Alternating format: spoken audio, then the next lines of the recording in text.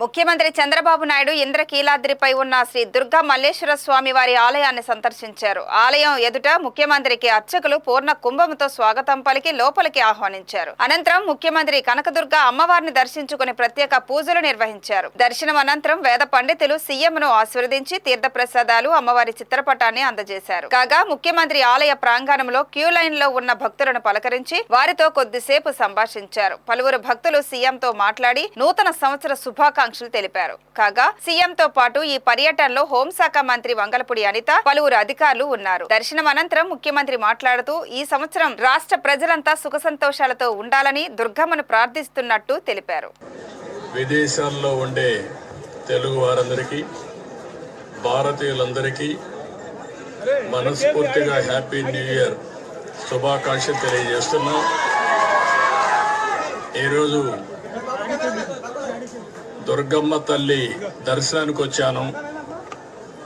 వాళ్ళకంటే ముందు చేసుకున్నాను.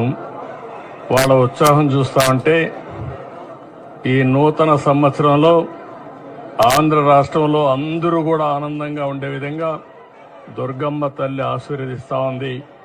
ఇది చాలా సంతోషం.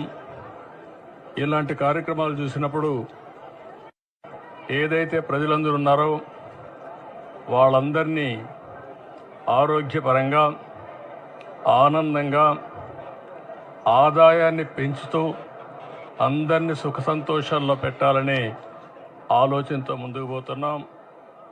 ఈరోజు చిన్న పిల్లల్లో కూడా బ్రహ్మాండమైన స్ఫూర్తి ఉంది.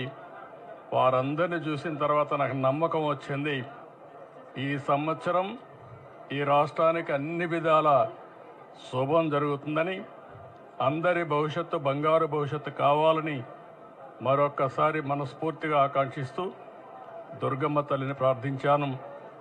ఈ సంవత్సరం నుంచి తెలుగు వారికి అన్ని జయాలే ఉండాలని మనస్ఫూర్తిగా ఆకాంక్షిస్తూ మరొక్కసారి అందరికీ అభినందనలు, ధన్యవాదాలు, శుభాకాంక్షలు. Thank you.